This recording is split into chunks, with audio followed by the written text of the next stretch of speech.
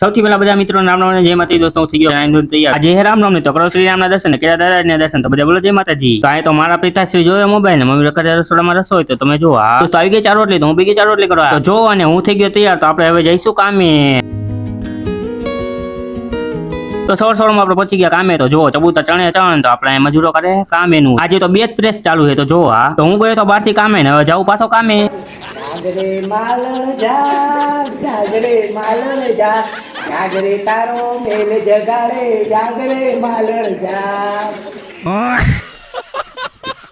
પડી ગઈ બપોર તો ચાલો મિત્રો હું જમી લઉં હવે હા પડી ગઈ હાઈ તો આપણે પી નાખી ચા તો ચાલો તમે પણ ચા પીવા હા